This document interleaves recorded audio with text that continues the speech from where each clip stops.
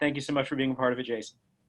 Oh, thank you, Don. It's a pleasure working with y'all. I have to say, working with you gives me energy. I get excited about this stuff, and I've really been excited for the past year. I know the pandemic has been what it is. It is what it is. But we've had some great conversations in the past year about assessment and alternative ways of teaching.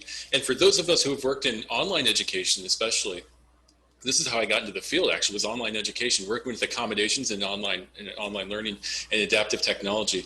It's been exciting to kind of test out the waters of new technologies and see how they work. But I know it brings anxiety to us all because we're launching new technologies sometimes in the middle of a semester in regards to the spring. And there's definitely some anxiety with that. But I want to make sure you all understand we're here to support you. I tell folks all the time. We're a student service. I'm here to work with students with disabilities, and I'm very proud to do that. But I'm also very proud of the work we do with faculty to make sure that we can support our students with disabilities, to make sure we support the accommodation process and work together on that. If I'm not supporting faculty, I can't support my students as well. It's a ecology that we have to support together. So let me share my screen here.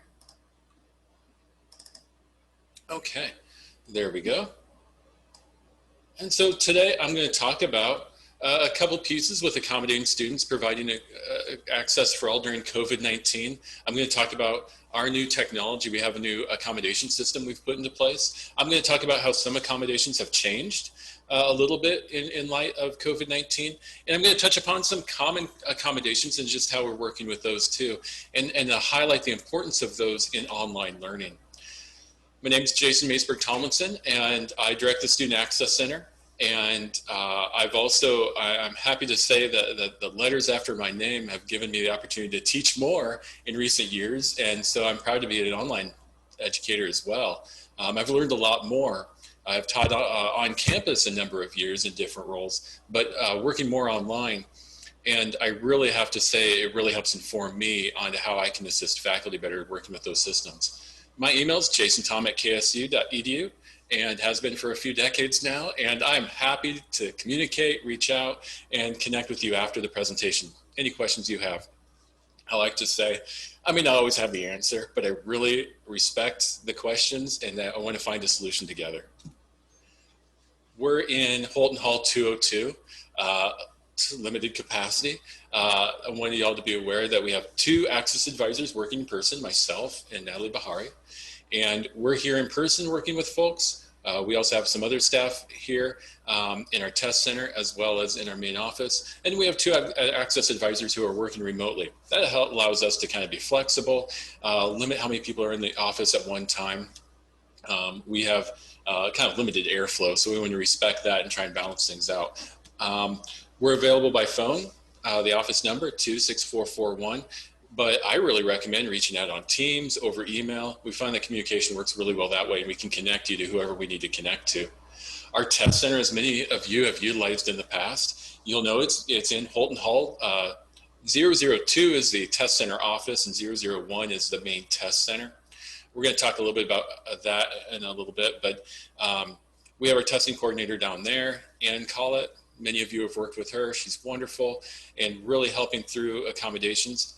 We work with our physical exams. When students have an in-class exam, we're helping to accommodate those with proctors. What's unique right now, though, is our test center doesn't have appropriate airflow for COVID-19 to have multiple people. And so we're using some private rooms over at the Welcome Center, the Bernie Family Welcome Center. We're partnering with our friends at the Career Center. It's been wonderful, good air circulation, and we can have a few exams there. Very limited capacity. However, we haven't had a lot of exams taking place on campus that need accommodation, so we've been able to keep up. In the spring, I'm very happy to announce that we're going to come back to Holton 01. You can usually set 19. We'll be down to 8 for physical distancing, but we're getting a fun new ventilation system in there. They're going through a limestone wall. As you can see, our building not only has limestone on the outside, but the inside as well. They're going to go through about a 2.5-foot section of limestone to give us a nice airflow. And we're very thankful for that. But it allows us to be back here. Like I said, email, Zoom, Microsoft Teams, we're working online. We're also, you'll notice if you come to our door, it's shut. We have a sign on there. You can ring a doorbell, knock. we're happy to meet with people, but we're trying to limit flow because there are times we'll have families arrive and a number of students, and we want to respect physical distancing in our environment. And we really recommend reaching out, email, set up a Zoom meeting or a Teams, connect that way. We're working with a lot of students that way. I think it's been fun to connect with folks in different capacities and allow them to define what kind of experience they want. And I'm finding some students would rather just talk on the phone, have a conversation that way. Some students, we use Zoom, but they just want to do audio. Some folks are happy to share their screen. You know, we think about this, and I've learned a lot from the advisors in my classes that I teach, that they've noticed some students interact a lot more over Zoom when they're in their home environment. And they feel like when they're in person coming to our office, they may not have the same interaction, or they may not feel as comfortable. So it's been kind of fun, offer some flexibility. Teams, you know, also phone calls. Our lines, our main number has a voicemail, but our other personal lines no longer have voicemail. So sometimes shooting us a call over Teams can be a great way to connect and leave a voice message that way as well. I'm going to start off by talking a little bit about some changes that have occurred since May. We've actually been working for over a year to implement a new accommodation system called AIM. It's Access Information Management.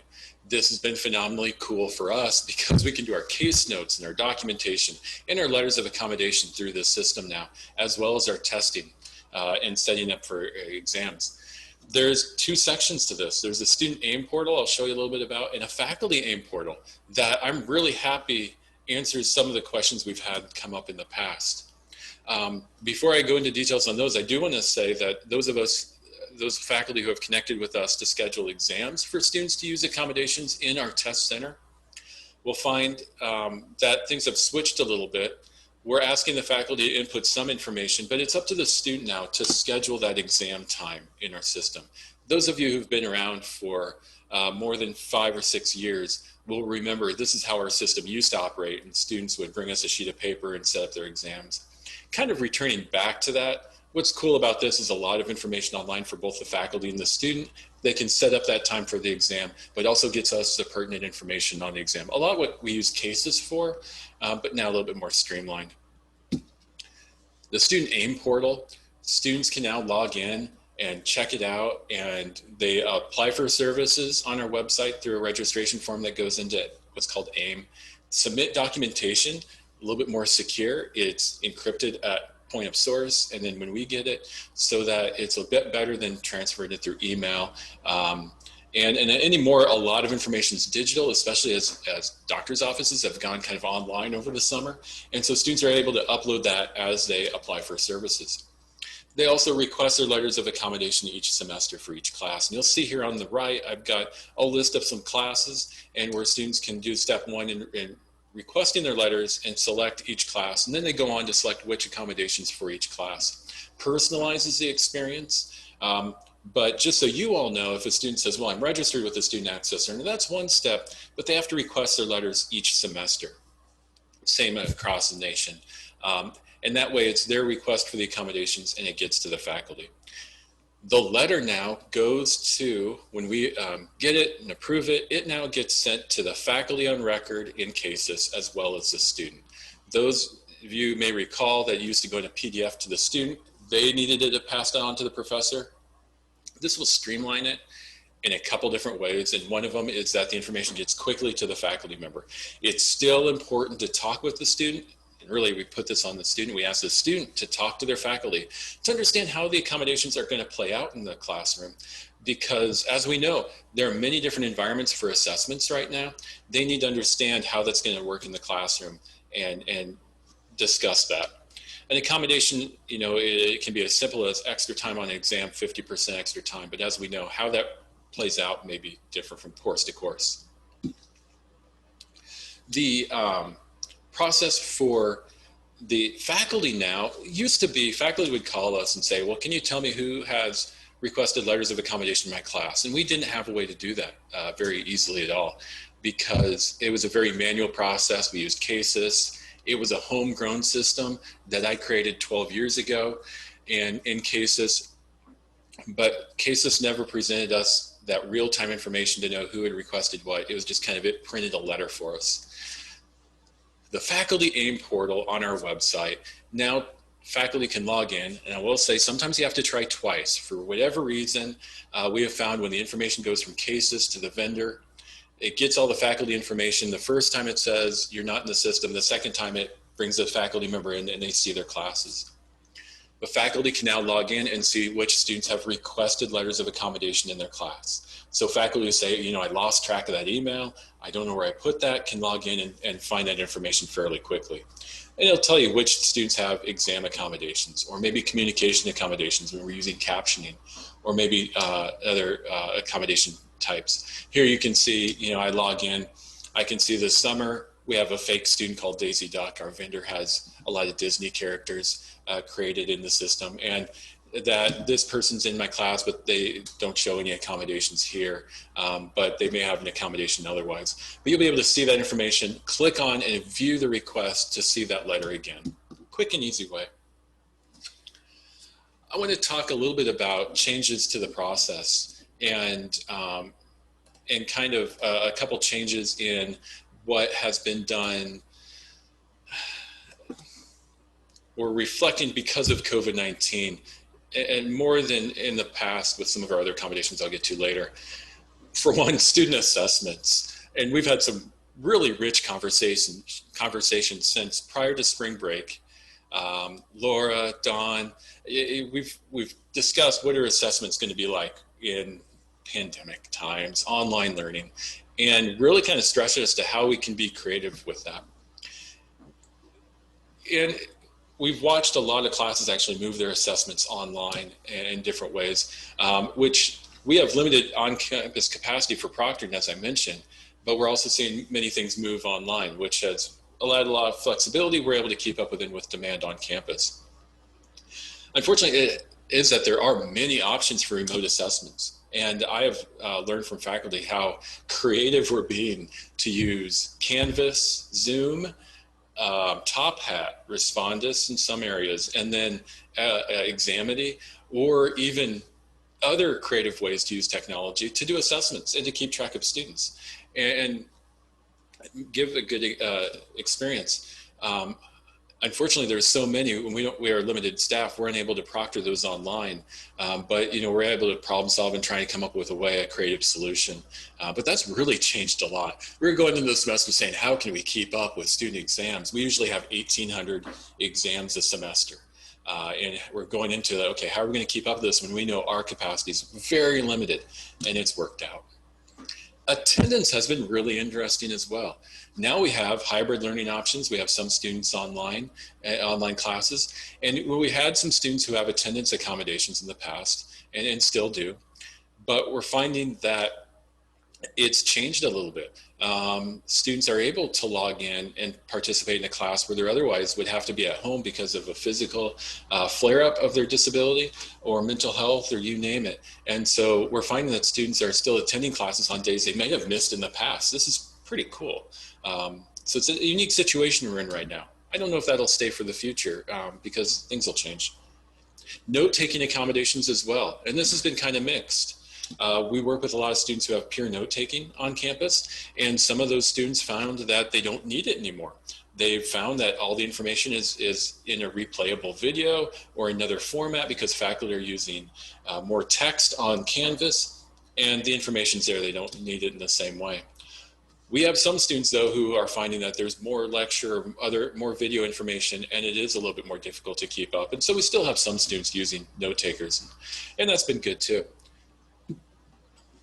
There we go. There we go. We also have had some new accommodation discussions on campus. We have some students who have remote attendance as an accommodation, and they're remote learners due to a couple needs. It could be that because of their disability, their diagnosis, their health, they need to be online because they're at higher risk for COVID-19. We know, for example, that students with asthma are 1.5 times more likely to catch COVID-19 and be higher risk. We know that other conditions like diabetes and it can increase. But we also work with some students, and we have for many years, students who are maybe attending chemotherapy treatment, and they're immune suppressed during this time.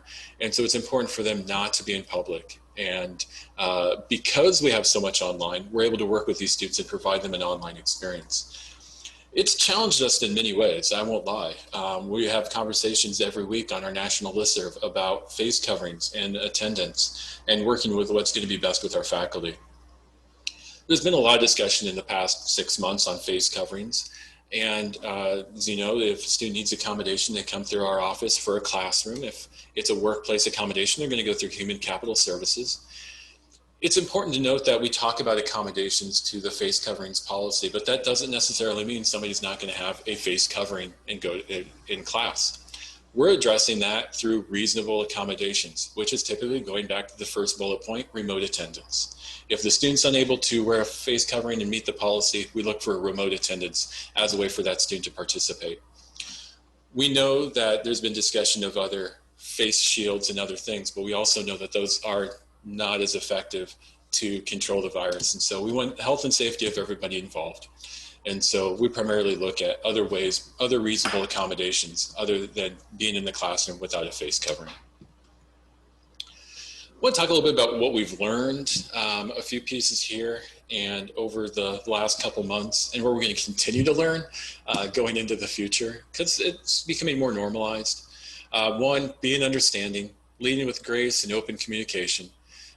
We go back and forth emails with students quite a bit, phone calls, and just trying to open up the communication to get as much information as possible. I've said a lot this summer. A lot of my staff, we've been here a number of decades, and we have a lot of experience with our on-campus classes. We know what that experience is like for students, and we know what makes that course. Sitting in a lecture, the quiz section, recitation. Now that things have moved online, there's so many more variables. And so it takes a little bit more communication, new questions to ask of the student, what they may have questions with about accommodations in the classroom, and of the faculty, again, to know what's going to be best, what's going to be a reasonable accommodation moving forward, or how to help and assist the accommodation taking place. We're also learning, as we always do, that disability is one dimension of identity. And through the pandemic, we need to think about our students and how they're situated right now. They're parents, and we know childcare has been affected quite a bit, and we know limited hours in many situations. We've learned that some of our students are also caretakers, and they need to think about the risks of COVID-19 in different ways. And so they may be taking fewer classes, trying to work things out. And students are processing the changes going on around them. And we need to think about our students and how they see themselves in regards to the disability, the pandemic, also in regards to the discussions about race and identity on our college campuses, and making sure our students feel a part of campus, identify with our campus community, and what we can be doing better with them. It's always good to talk, and student, faculty, SAC together, let's work through the questions and concerns and find a solution.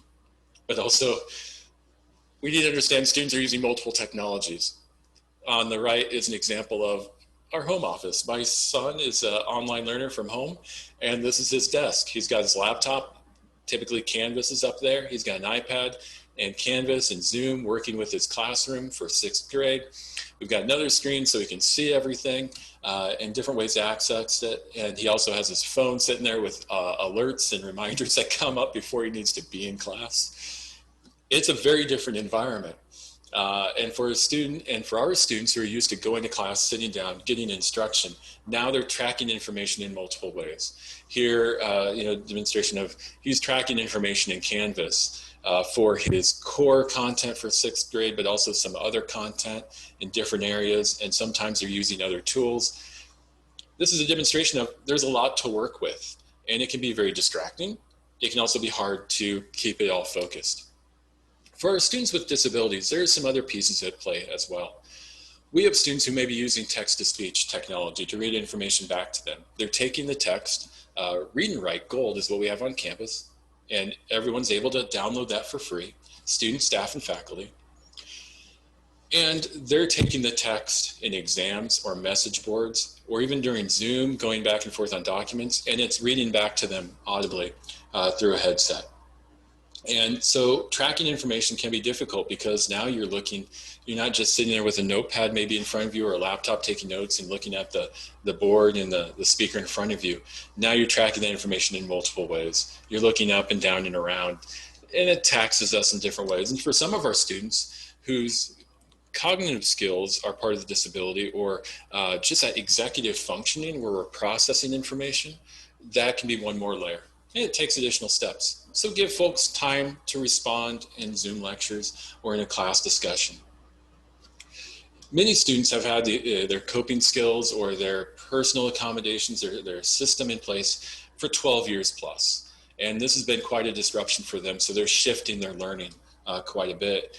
And for some of our students, it's been a struggle. And so we'll oftentimes talk through what are some other resources we can use. We work closely with the ESS program, Educational Supportive Services, and TRIO programs. We work a lot with AAC, wonderful partners in academic coaching and tutoring, and students who may not have used that in the past now needed to help them meet with somebody to go through the information in different ways. And so we're leaning on those resources more than ever.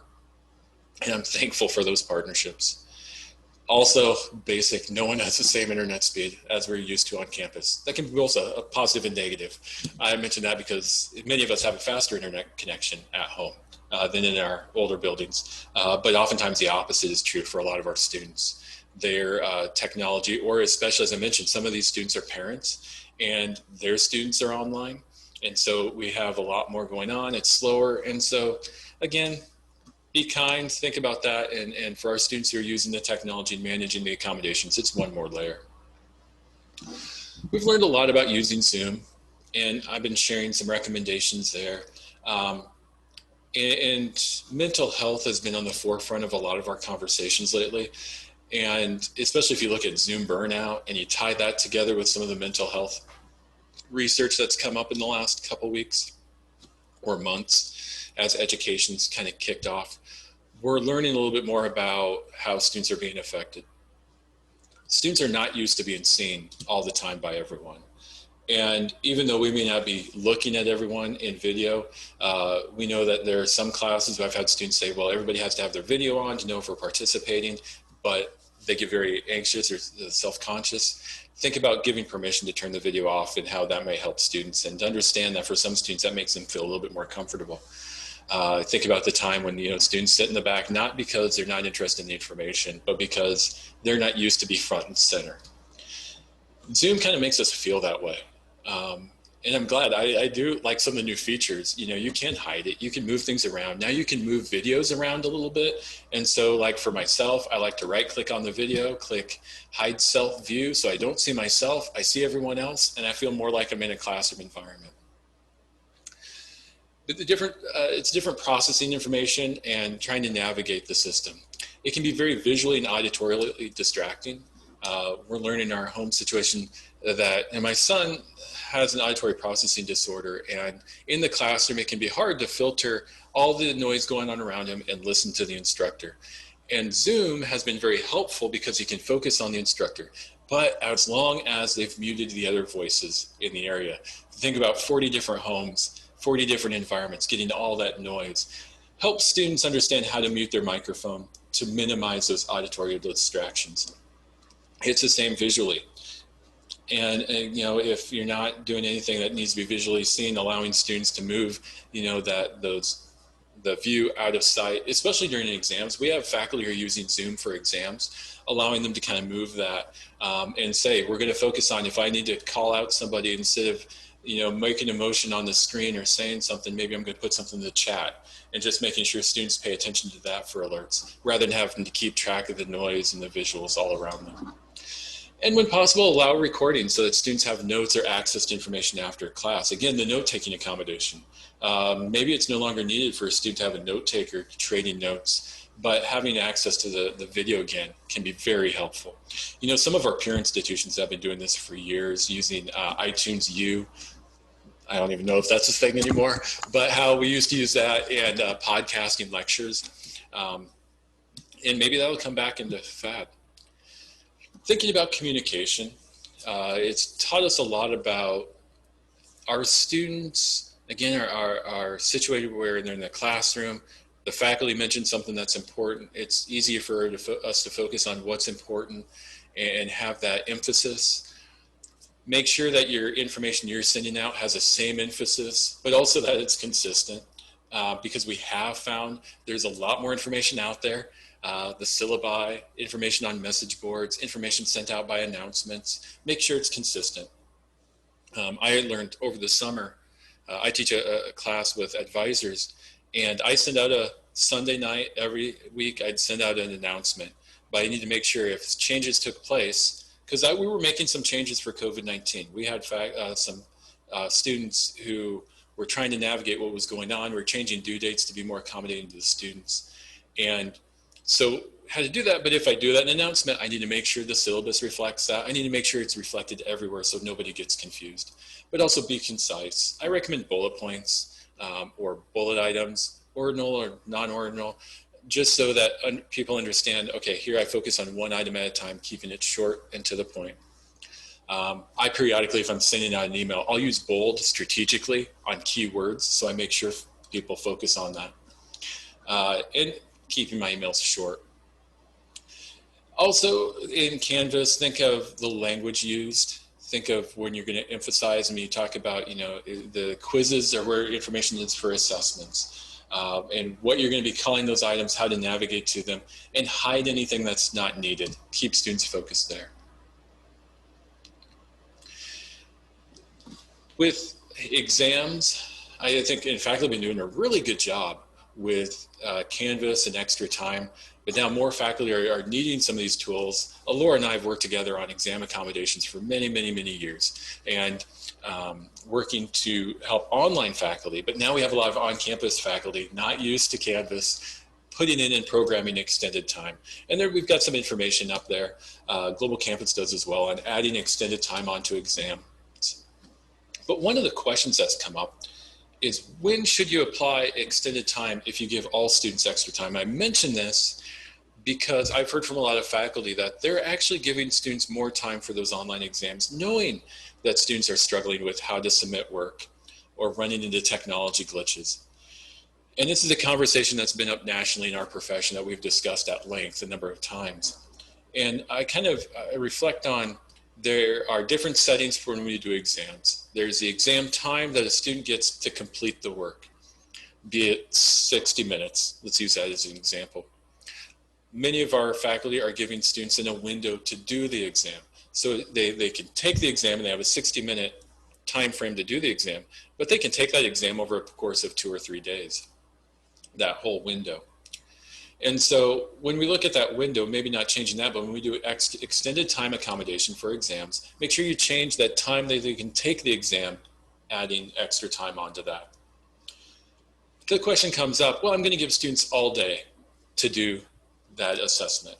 They're going to be able to, it's untimed, they're going to have a whole day open. But we still have to give the accommodation. Or let me give a real life example. A faculty member contacted me and said, well, I went from doing 50-minute exams to doing 2-hour exams, so I knew to accommodate everyone. Well, with the accommodation, the student with a disability has got the accommodation for extra time. That student now gets 3 hours, because we've extended that time for everyone, knowing that everyone is affected by technology, how to do it. But still, the student with a disability is still at an unfair advantage, because they're still navigating these other pieces tied to their disability, so they still get the extended time. We've had different situations come up, and it's definitely easier to manage when you don't have to worry about that unique piece, but unfortunately we have a responsibility to the student to provide that. Zoom has been used for a lot of exams, definitely over the summer. I don't know if as much this fall we've seen other technologies used. I go back to what I said earlier. It can be very distracting and allow students to minimize the video and hide things to focus and minimize disruptions during the exams. I've had some faculty use the chat feature to get information out, and then also to utilize email. A couple of faculty where everybody logs into Zoom, they get emailed the exam, then they open it up, and when let's say item 3, I forgot to add this word, get that out there through the chat or to look at email, but give folks specific areas to focus on. Print accessibility, I want to talk a little bit about these areas, and I know many of you, we've spoken about these before. It's been highlighted with COVID-19 as we've moved more and more online. With Word, PowerPoint, and PDF, we're using these resources to communicate much more. And so going back through kind of using and best practices for Word, PowerPoint, and PDF. And for Word, I recommend looking at the resources for using headings and paragraph styles and different structure. For the faculty I've been working with online for many years, they've always benefited from this because when you use styles, you can change that style and it reflects across the entire document, but you're also helping somebody out who's using a screen reader, making sure they can navigate the document better. And it doesn't just change how it looks, it's actually the function of the document itself. If you've ever done styles in Word, for example, you can take and just minimize all your headings so you can see on the side an outline of your document that just goes by the headings, and it's because you've used styles. But what's also great about that is you can export that document to PDF or HTML to put it into Canvas, to put it into something else, and it retains the accessibility and makes it much easier to move into another text format. When using a visual, make sure you have alternative text. We have some students who are visually impaired, and we have some incoming students who are blind who rely on the alternative text to understand what is being demonstrated in the picture. And so, especially if we're using graphics to convey information, make sure you have alternative text. Also, when it comes back to if you're conveying information through color like red and green, make sure you're conveying that information in other ways as well. We've run across some learning management systems. McGraw-Hill Connect is one recently, where information during an assessment was conveyed through color only, and a student who hadn't registered with our office suddenly found that they couldn't understand information because of color blindness. PowerPoint, I will say that I've been teaching on PowerPoint accessibility for my entire career, actually. When I was at the University of Akron in Ohio, I would speak every year at our state conference on PowerPoint accessibility because it's used a lot in the classroom and it's used a lot to convey information. We send out files to students, and accessibility is very important.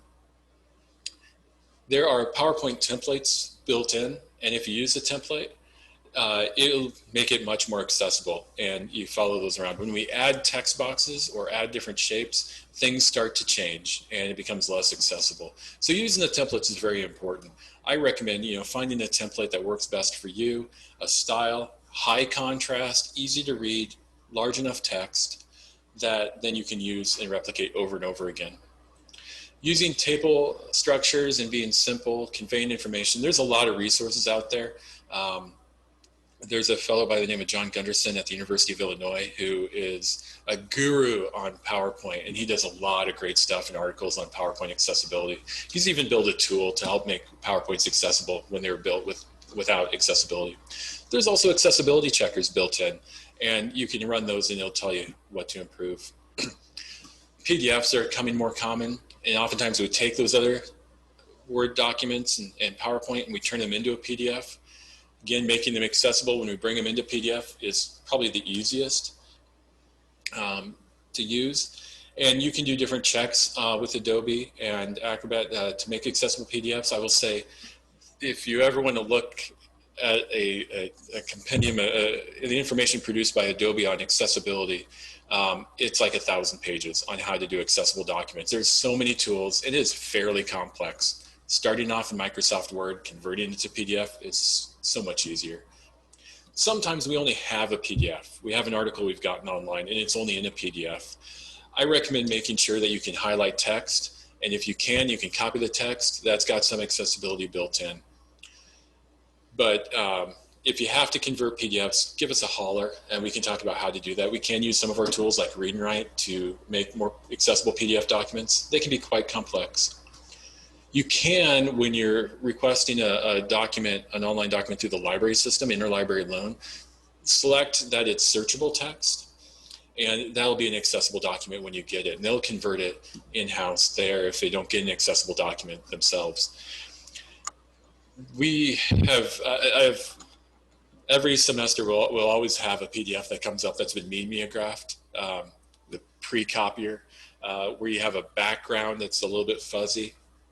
It's hard visually to read. And there are some documents that we have no alternative but to retype. And that's not fun. We find faculty and staff to retype documents, and we've had 20, 30-page articles, and they're great. They are a prime source that is important in the field. It's really important. Can't find any other copy of that article, so sometimes we've had to retype them in. Video, of course, it's getting used more and more often. I'm going to talk a little bit about video accessibility. And a lot of questions come up, and reasonably so. We have an increased number of students who are hard of hearing or deaf on our campus, and we've used captioning more and more often in recent years. There are two types of captioning, synchronous and asynchronous. We have remote real-time captioning for synchronous information, and we work with a vendor in the Kansas City area, and I'm actually meeting with her at 4 o'clock to go over some new tools that we have her in the classroom or one of her staff, and then they caption as you lecture through Zoom. So it can be a live synchronous session, and they'll caption the information. We do that when we have a student request that as an accommodation. And that way it helps our students who are deaf or hard of hearing participate in the live sessions. Here, if it's remote, wherever it is, we can work with that. And it includes in a classroom situation. We have a couple of students who rely on lip reading for information who don't do sign language. And so rather than deploy a sign language interpreter to the classroom, sometimes we've used this technology, and we have a camera or a microphone, records the information, goes to that vendor, and then comes back to that student either on an iPad, a phone, or they even have a technology that will display it across the PowerPoint at the front of the classroom with the captions in real time. And we work with them, we work with vendors who do a good job with spelling, because spelling is very important with higher education and making sure they have accurate information. It's not just the information, but if they're going to be assessed on that information in some of the fields we work with, rely on, it can be a couple letters different in a word, changes the meaning entirely. So we've got to follow through on that responsibility for accurate information. Then we have closed captioning. And there are many different ways we work with closed captioning. And you'll see the symbols on the screen, the CC, that's not Creative Commons, that's a closed captioning symbol. Sometimes gets confused in how it's portrayed. Or the television with that looks like a comic book comment or word blurb, I don't know what to call that. But those are universal symbols for something's been captioned. And so when you purchase something, always check to see if it's been captioned. It's a good idea. If you want to caption video yourself, that's possible. And we've got a lot of faculty actually who caption their video regardless of if it's being requested as an accommodation. You can do it in YouTube. It's quite easy to use. It takes a little bit of training. There's some steps you go through, but you can actually use YouTube to do some automatic captions and then edit those and deploy that. In fact, when I've done some video, I'll record it, I'll upload it to a private YouTube channel that nobody else can see. I'll do the automatic captions, then I'll go through, correct those, fix the captions, export it, and there's a video file and an SRT file that I use. I then can import that into Camtasia, use that as a video, package it how I want it, and then send it to media site or whatever's going to work for the situation. Sometimes it's for an orientation or something different. But package that together so that it's usable. Notice how we don't rely on the automatic captions with YouTube.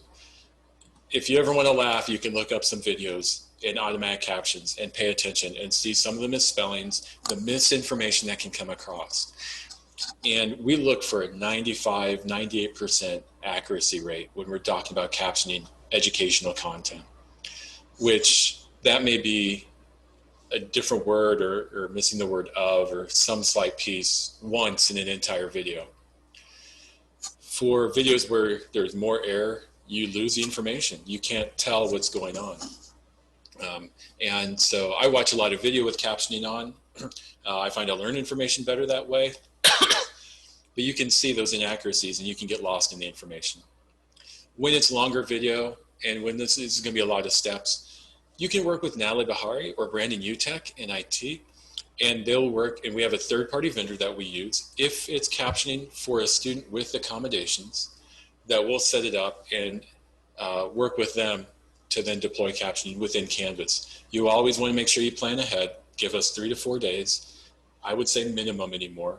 If you're recording your lecture and then putting it up, because these vendors have been hit hard. The vendor we work with, I've actually known some of the folks there for 20 years now. When they were first starting their company based on an education grant, met them at the International Media Conference, and they were doing some cool stuff with iPods back then, the older iPods when video was just being added to the iPod. And now they've utilized that, and we use them in many institutions across the country, and they're used worldwide in some situations. They're great. It can take some time sometimes. Give us a couple days because they are getting a lot of demand right now. But then we'll work with that. It's paid through centrally through the university, and we cover it. Captioning can be expensive, but we need to do it for our students who have that as an accommodation. We unfortunately don't have the resources to do it for every class across the institution, but I am very proud of where we've come. In the 12 years since I came back to the institution as a professional, we've now had departments who are working with YouTube editing their video because they've found captioning content helps all the students in their class learn and the information and have better learning outcomes because of the captions. And it's not just students with disabilities, obviously, it's far larger than that. I work with a lot of faculty and thinking about how to use it for students who speak English as a second language, for students who learn better visually than they do audibly.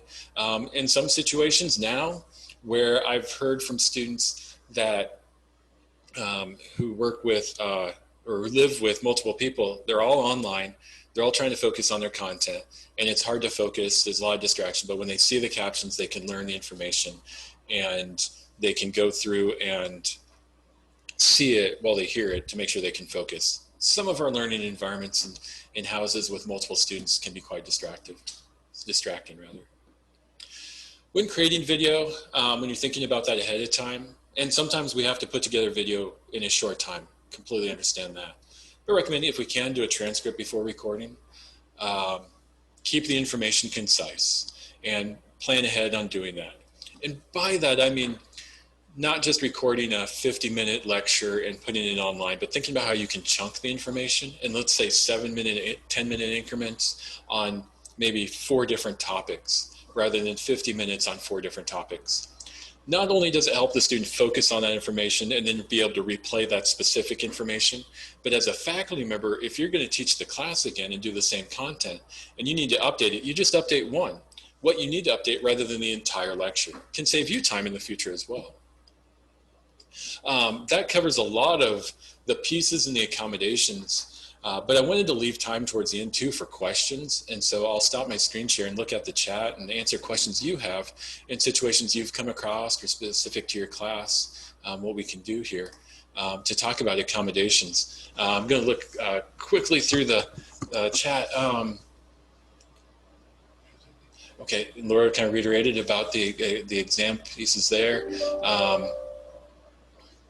Yeah, and so, yeah, unfortunately, Canvas, that is the one area where the styles in Word, depending on the styles you use, if you use a lot of styles, you do need to do some cleanup. I ran into that too.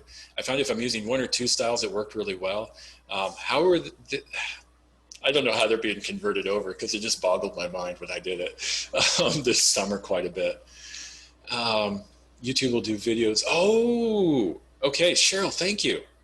So YouTube will do videos longer than 15 minutes, usually 15 minutes about their cutoff for doing some of the captioning pieces. So if you verify your Google account with them, sweet.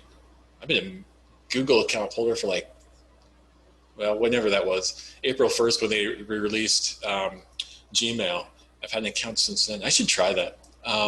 It can be a great tool, it really can, but you do have to edit and you do have to kind of go through some of those pieces. For longer Zoom queue. Oh, cool. Cool. But I do want to do a shout out to Brandon because we've been working with him for a number of years and he's helped advocate for captioning on campus and how that's important for many people. And we've gained a lot of allies, many of you, to talk about doing that on campus and the importance of captioning and conveying information. It's been great. Okay, so of course, correcting 50 minutes of autocorrections is a miserable experience, which is why I recommend using third-party vendor. Yes, Brandon.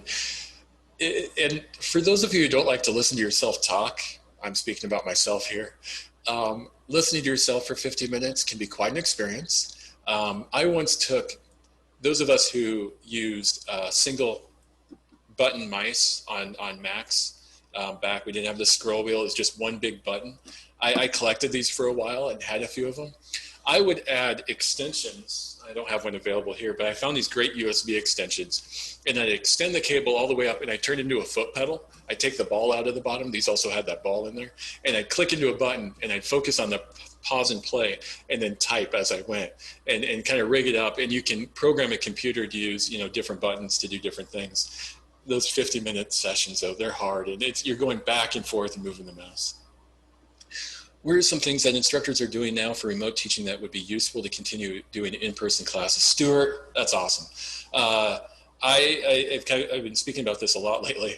Some of you have heard it before. I think we would be doing a disservice if we didn't carry forward what we've learned during COVID-19. And I suggest you all think about your learning outcomes and what's benefited and helped those in your class environment, because it's going to be different from class to class. What are our strengths as educators and what works best for us? But I'd be interested to hear that from everybody. I do know that for some students, they've appreciated having the message boards or communication written out to go back through it, because sometimes it's hard to track some discussions in the classroom and how we've recorded that. And I think some of the Zoom recordings have helped with that, but I'd be interested in hearing what other people have to say. Okay, and so we'll kind of leave that one open, but I'll go into the next question as well. Can you explain more about how the accommodations work for students with underlying health conditions? 2 sections of principal's class, 1 online, 1 hybrid. The students be told to take the online version. Okay, or they still take the hybrid face-to-face. Okay, this is a good one. And this is a complex one too. I will say, not all doctors agree on some of the underlying health conditions.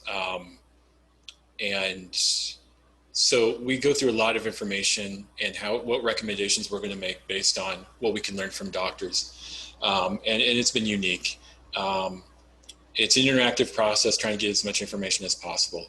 When we're looking at doing it online, we'll talk, and we'll look at, is there an online section available for the student to take? If so, great. We recommend they sign up for that, help them navigate that process. If not, and I've got a whole flow chart with this written now, then we talk to the faculty member. Are you doing hybrid, or do you have remote availability to do this remotely? If so, great. Have the student do that class remote. If it's hybrid and there's always an online component, allowing for that. If not that, can the student change their schedule to take another class that allow them to be remote? So we kind of go through and figure out what's going to work for them. If we run out of options for some courses that then need to be done on campus, but the student has to be online, we talk with faculty, department heads, deans, provost office. We try to figure out what resources are going to be needed. It's an interactive process, not just with the student, but with faculty and others, and pulling that information. We don't hold on to all the information here. We don't have all the information. We have to understand learning outcomes. We have to understand how courses operate, what's going to help the faculty as well. And that's going to take some deliberation and some intentional thought. And in some cases, and depending on the classroom, we have been able to take that face-to-face class and stream it online and make that work. Nathan says, I can confirm having access to recordings has made classes easier and more effective. Heck yeah. For some of our students, they're learning best in the morning. In an afternoon class, they don't learn as much and they can replay it in the morning. I've got some students who have told me, I do it better when I can replay it at 10 o'clock at night. I'm asleep by then, but hey, more power to you. If you recognize that as a student, use that. And definitely replaying that's been helpful, especially for a lot of the graduate students I've worked with who work all day. Yeah, online alternative assessments, I echo that, Laura. Finding other ways to do assessment, I think that's got to carry forward. And I've really appreciated the conversations we've had about how we might do that. Again, respecting learning outcomes, but let's question our assumptions about assessment and what are we measuring? How can we still measure that in different ways? And does it have to be pen and paper test or other ways? Don, you have video overviews for assignments and exams, top 10 ways to succeed. I like that. Yeah, reiterating information in different ways. That's really cool. This is fun. Jason, I'll say with that, and this is just a little thing that I've learned. If you just call it like overview of the study guide assignment, they don't watch the video. But if you call it top 10 ways to succeed on the study guide assignment, they watch the video. So I've already kind of changed the way that we're packaging the materials to them to make them more accessible. That's cool. I like that. Reading different information, different ways. I have heard, different reflections on when I provide it online, students aren't going to come to class. And that's been an assumption that I've heard at different campuses, and colleagues and I talk about this all the time. If I have a student who can't come to class, if I put it online, they're never going to come to class. But I've talked with faculty who say that it isn't the case in reality, that students are just using the information in more than one way.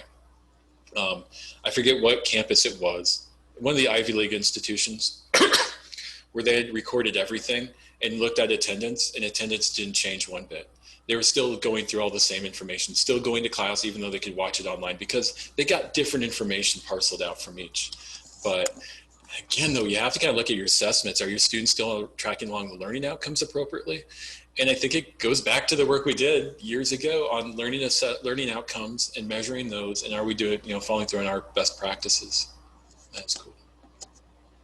Providing remote access to in-person lectures and recording those lectures. I like that, Stuart. Yeah, I think, and I think it depends on class to class. I will say that many of you do in-person lectures and group discussion that I think helps students considerably. And there are some faculty who I've talked to at the very start of the pandemic who said, it's not going to change anything. I just come in and lecture. Discussions are held differently anyway. I don't grade on attendance. Then it doesn't change anything. But how can we do that remotely? And I go back to, would it help our students who can't get to class every day? Would it help some of those students? And let's be honest, we have students struggling to work enough to pay for college, to provide for families and do everything, and they need a little bit more flexible schedule. Would this help? I don't know. There's a lot more data there than just that, but looking at ways. So Jason, I have a question kind of on the other side. Is in your data collection that you've done so far and the anecdotal experience you've heard, what are we screwing up? What should we stop doing? What kind of adjustments have we made that we should not have made? What should we ditch as soon as we return to some form of normalcy? That's a good question. I think I'm going to sidetrack this a little bit. I think we have to be more clear into why we're asking what we're asking when we ask for an assessment or assignment to help students understand why they're doing that kind of work. I think we need more of that. And I think that was coming across in a conversation I had previously with a student and thinking about the class. They were getting that information in the classroom, but not in the message boards or in lectures, online lectures in the same way. And just making sure they understand why they're doing what they're doing. Because then you get better buy-in and follow through. I think assessments, extended time, there's been a lot of, pushback. I think how we approach students to say, well, you're not going to need the extra time. You're at home, you're an open book. We've had faculty who have changed their assessments to allow for more resources and thinking it's going to be easier for the student. And I think we need to think about that a second. And I've had some folks react pretty quickly to say, you're not going to need the extra time. You've got some extra time built in. It's online. It's going to be easier. You're going to have more resources. And on one hand, it does look that way. Let's say even an open book, open note test. But for some of the students I work with, that is a whole new struggle, finding the information. And those of us who have thought a lot about executive functioning, how we hold on to the information, but also searching for the information, applying it back to the exam, can actually be an additional strain on students. And if we're going to do open book, open note, I think we have to think about how we time that differently, or maybe change the exam so it's not as many questions. And I can add to the conversation. I'll never be a specialist in this area, but from my thinking about learning outcomes and executive functioning and the impact of executive functioning and what we've learned in the last 10 years on executive functioning is just amazing. and the impact of ADHD, depression, anxiety is pretty significant. And I think we have to pull that back in and check ourselves on what we're doing in some of those assessments. I do want to say that we've learned a lot more, that we need to keep moving forward than stopping, because we've had those moments of kindness and discussion that we didn't have in the past in some of these situations. So, I like that question. Yeah. Any others?